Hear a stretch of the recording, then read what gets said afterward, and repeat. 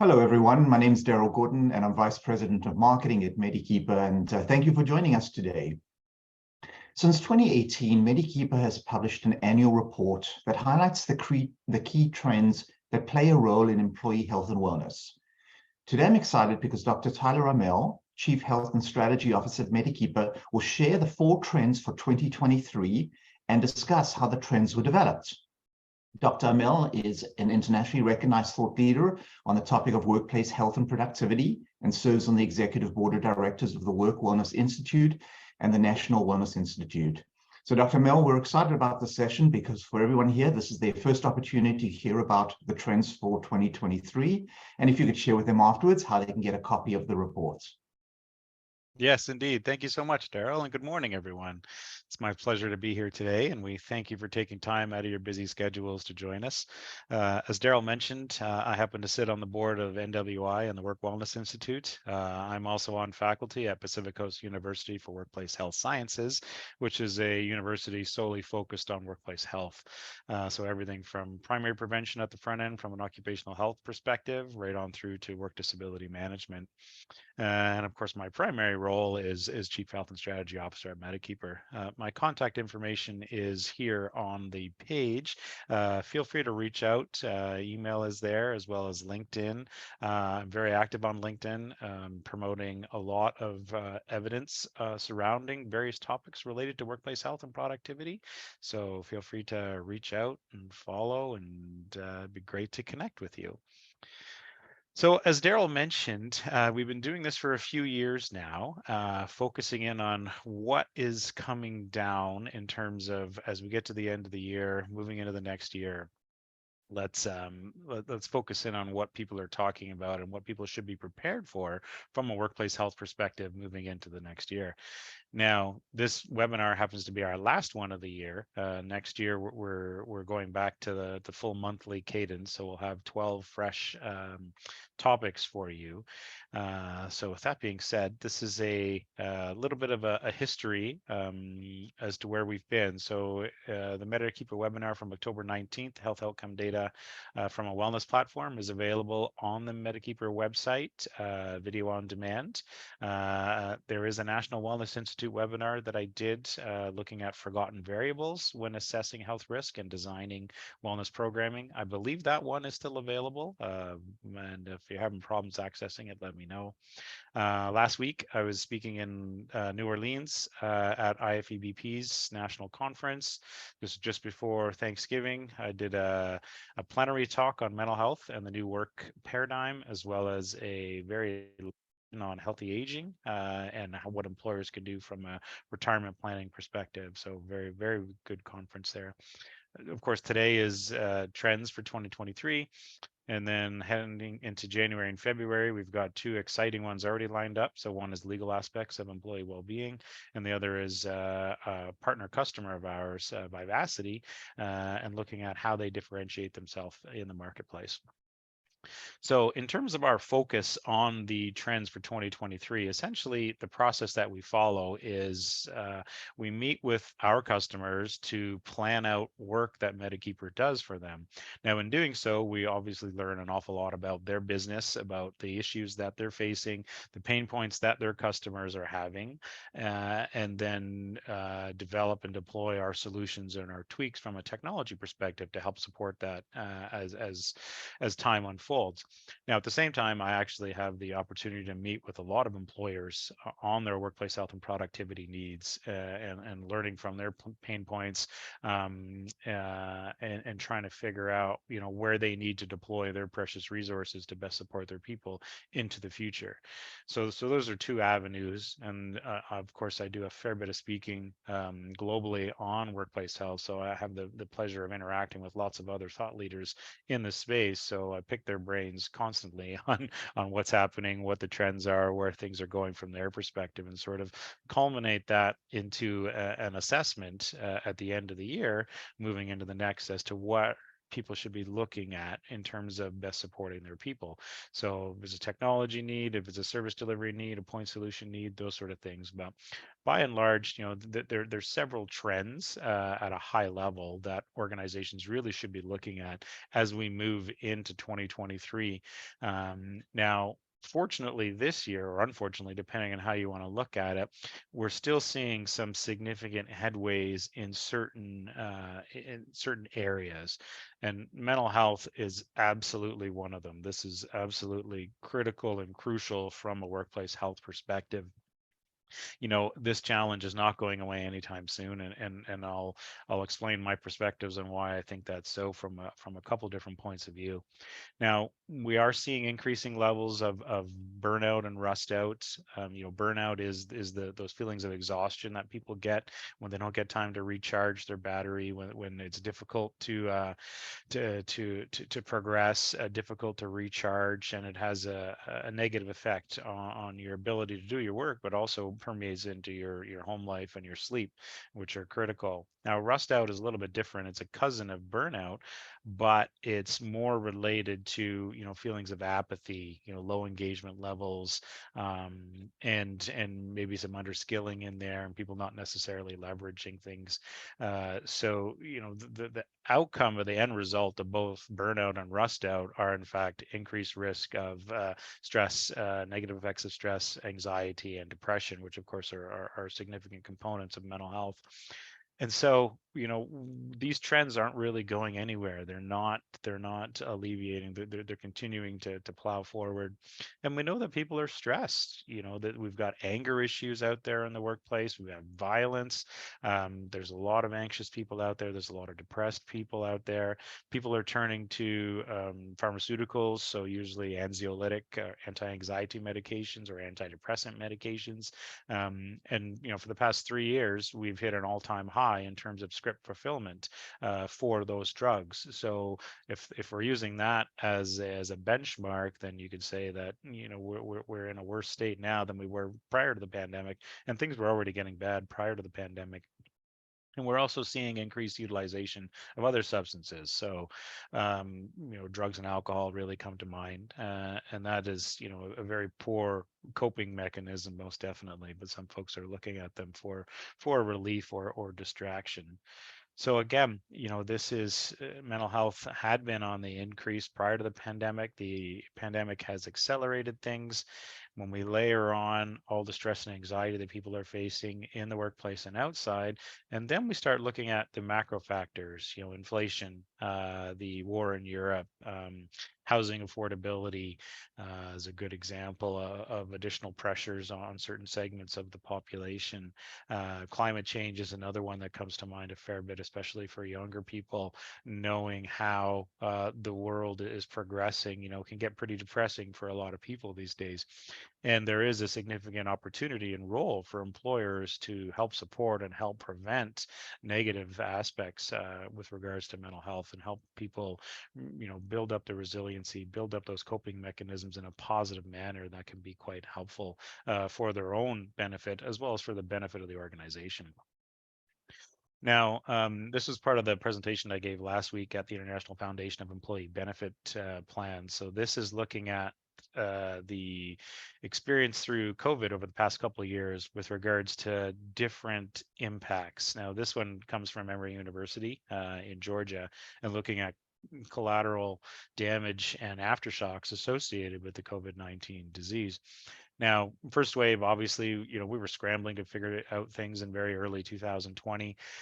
We've got a much better handle on the disease now and the virus, SARS-CoV-2. We know what works, we know what doesn't work.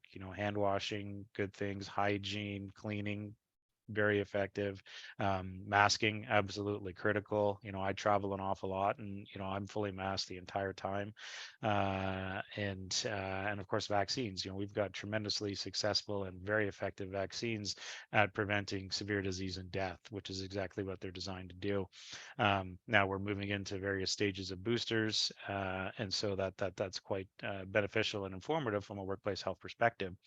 Now, after that first wave sort of crested, and then we started to move into different perspectives and different waves, we saw the second wave really focused on that impact of resource restriction on non-COVID conditions. So these are people don't stop getting cancer, people don't stop getting hurt or sick, and so you can't only got so much capacity in the healthcare system, which of course those workers have been impacted rather dramatically throughout this, and so we've had to manage that, cancellations, delays of surgeries, those sort of things. Now the third wave is something that I've done a fair bit of work on, and this is that impact of interrupted care on chronic conditions, as well as prevention, which of course are essential elements of any employer's plan's well-being strategy. So people delaying vaccinations, delaying elective procedures, delaying various different important things related to their health. And even though we're a couple of years down the road now, we're still digging ourselves out of that hole. And then right now, we've got syncytial viruses and we've got influenza and COVID-19 all happening at the same time. Now, the red line in this curve is probably the most important one for our purposes here, especially talking about mental health, because this is where we see that fourth wave. And that's really focusing in on psychological trauma, mental illness, mental health related issues, economic injuries, which will tie into our second recommendation. And then, of course, burnout and to a certain extent, rust out as well. So as you can see with the other ones, they sort of increase and decrease with a waveform. But when it comes to the psychological aspects, you don't see that one subsiding. You see it building, and in fact, that is the case. We tend to see this a lot. Some colleagues of mine did some research on EAP utilization a couple of years ago, post-disaster, and what they found was that in the middle of the disaster, people weren't really accessing the EAP services as much as they probably should have. But then once the threat subsided, then people really came out and started to access those services in that perspective. So again, we're starting to see that sort of thing, especially as people try to put COVID behind them, but it's quite a difficult thing to do given the importance of it and its significant influences on our workplaces, on society. Now, from a COVID perspective, of course, it continues to evolve. We're going into the next phases. This will become endemic. Not quite there yet from an epidemiological perspective, but we most certainly will be. And of course, we're going to see these implications for years to come.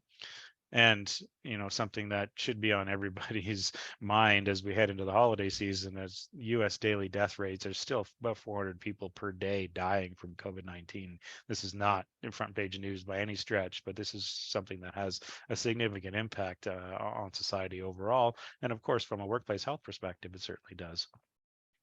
Now, from a control perspective and what we can do to help people, I like to use the analogy of a battery. People have battery, it's in their cell phones. There's battery anxiety if you're struggling to find a charger. People have coping skills. You want to develop resiliency to get people's battery back up and to help them cope with daily stresses that exist out there.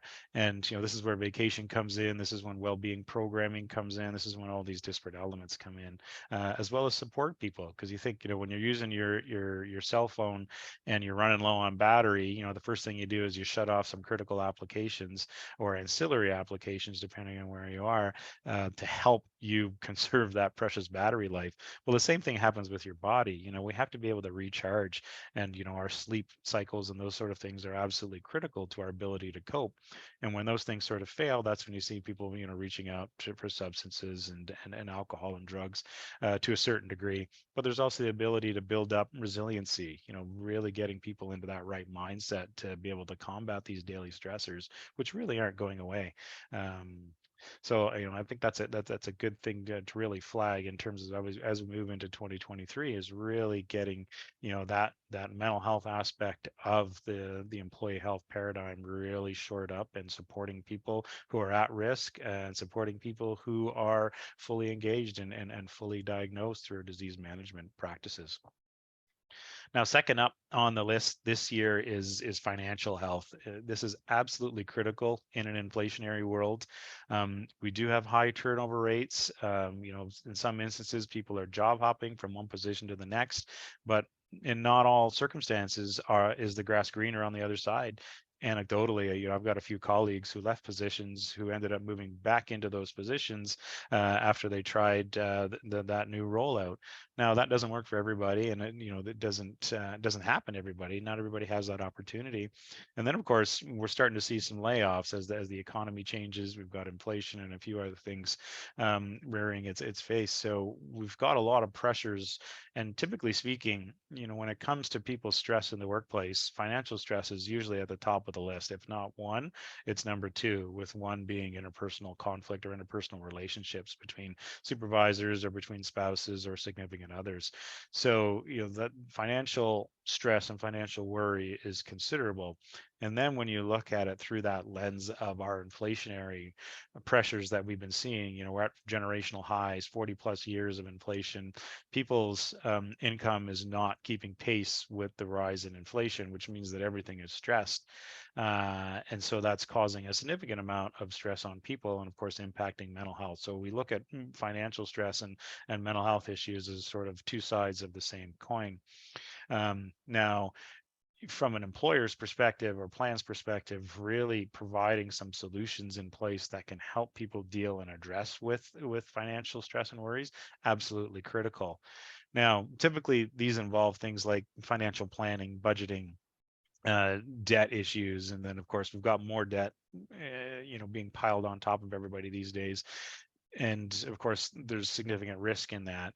Now a question I have, and I like to pose plans and employers, is what does it mean when the basic cost of living outpaces all your sources of income?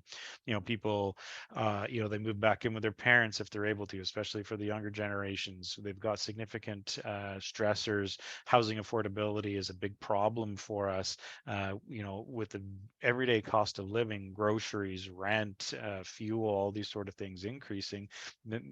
People are having to deal with this from multiple perspectives, and it's causing an awful lot of issues. And so having these sort of things addressed and dealt with through that workplace health strategy is absolutely critical to success, and it's probably going to get worse before it gets better. So this absolutely should be on the wish list of things to deliver on in 2023. Now, next up, number 3 on the list for 2023 is organizational culture is absolutely more important than ever. Now, this has been on our radars for a while. We absolutely know that culture is critical and crucial towards either positive or negative when it comes to workplace health.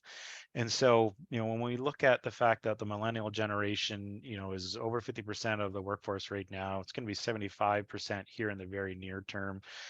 Members of this generation are far more focused in on culture, aligning their own personal beliefs and goals with ESG, so environment, social governance perspectives, and really wanted to be a part of something meaningful.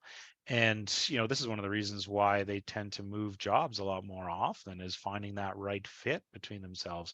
Plus, since they've entered into the workforce, we've had financial crisis after financial crisis and lots of issues impacting them. So there's ways to align with what this generation is looking for, which is quite critical and important. And health and benefits are very much aligned, particularly mental health, with what these folks are looking for from their employers and from the roles that they fulfill at organizations. So making sure that you have done an organizational review as to where things are at from your organization. And let's face it, there's lots of different types of cultures out there. We want to be more positive than negative, obviously, but conducting those sort of reviews and understanding where people are at is absolutely critical. Now, one thing that does come up rather frequently is the concept of employee benefits, which is where health tends to fit within an organization from one perspective outside of legislated requirements around occupational health and safety. Now, one thing that is extremely evident but not always recognized is that employee benefit plans reflect the culture, not the other way around. So if you want to move that culture into one that is far more supportive from a health perspective and focusing in on helping people thrive in organizations, you need to get the culture right. It's a very strong differentiator. It really should put people first. And if the organization doesn't put people first, then that could be problematic from a health perspective. Doing things like, fostering meaning and belonging, flexibility is absolutely key, and we see this when it comes to work locations from a hybrid or work from home sort of scenario all the time. And that appreciation and recognition of people's service is absolutely critical towards fostering that foundation. Now, we can also look at things, and this comes from an organization, Believe PHQ, looking at toxic workplaces in relation to culture, but also mental health, because you can see that there's a common thread here, and these are all very much aligned and very much linked with one another. So if you look at things like unrealistic expectations, in my life, I've encountered this significant amount: lack of support, self-entitlement, lack of empathy. The empathetic boss is absolutely critical to success in the future. Micromanagement, incivility. So, this is bullying, harassment, undermine, belittling, blaming. If you see these sort of things happening in the workplace, that's probably because the culture accepts it and allows it, which is not really something that is reflective of a positive workplace health culture. So incorporating these sort of thoughts and ideas, and of course we could spend 2 hours around this whole topic of culture in itself and how important it is, particularly from a mental health perspective, to create a supportive environment that allows people to thrive and is very much supportive, because that is what people are looking for. It also helps drive engagement, which we know is critical. You can't have engaged people if they're unhealthy to begin with. Health is foundational to the concept of employee engagement, but taking it to that next level and really supporting people to get to that notion and helping them be a part of something big that is meaningful and is supportive, and it puts money on in the bank account and helps people deal with those inflationary pressures. These sort of things I think are absolutely critical. So this should be part of your workplace health and well-being strategy for next year if it's not already there. And I'm still surprised at the number of employers I meet with who don't necessarily want to look in the mirror when it comes to that cultural aspect. So again, this is a good, strong differentiator and a critical factor for organizations moving forward. Now, finally, number 4 on the list this year is this concept of remote work or hybrid work. It's not going to disappear overnight. Despite some employers' efforts and drive to try and discredit and move people back into the workplace, the research is quite clear. People are at least as productive remotely as they are in the office, and in some cases even more productive. Then when you back out the cost associated with transportation and lunches and parking and those sort of things, it's a win for the environment and it's a win for the organization. Now, from an engagement perspective, recent Gallup data are showing that employees who are fully remote are actually more engaged than the people who are forced to be in the office these days, which is quite interesting. Now, of course, not everybody can work remotely. Not everybody can work from wherever they want. That doesn't work. At the height of the pandemic in 2020, we had 100 million people in the U.S. working remotely. Not possible for every jurisdiction and in every industry, but it's quite difficult for us to roll back the clock and get people back into these offices the way that they were historically. So what does this mean for the future? Well, here's a couple of quotes from the Harvard Business Review over the past couple of months. The future of work is not going to be a choice between in-person, remote, or hybrid. You need to be fabulous in all of them and learn how to connect with people and work well with people in order to achieve your goals. And we've proven that. So, and it's not just based upon self-report, it's based upon empirical evidence as well. Remember, I reviewed a study a couple of weeks ago, I believe on one of the webinars that actually looked at computer coders prior to a shift to a work from home environment, and this was prior to the pandemic.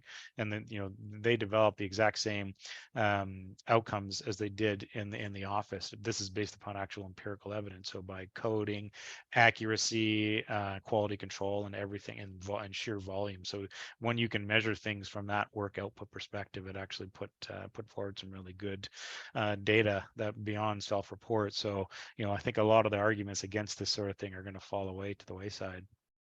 Now, really, it's about bringing people together and fostering that communicative approach and fostering those interrelationships with people rather than the actual physical work location. So we're coming up on time here. I'm going to turn it back over to Daryl. Really appreciate you taking time out of your busy schedules to join us here today. There is a white paper associated with our trend analysis for 2023. It's available on the MediKeeper website. And Daryl, how are we doing on time, and where are we going now? Excellent. So we are going to end it promptly, as we said we would, 25 minutes into it. All the questions that we received, thank you. We will follow up with you personally. As Tyler mentioned, a full copy of the report is available on our website under resources, under white papers. Thank you for joining us today. I hope everyone has a very festive season as we head in. This is our final webinar for the year. We will see you back again in 2023. Thank you, everybody. Appreciate you joining us. Dr. Amel, as always, thank you for your time. Thank you all. Have a wonderful day.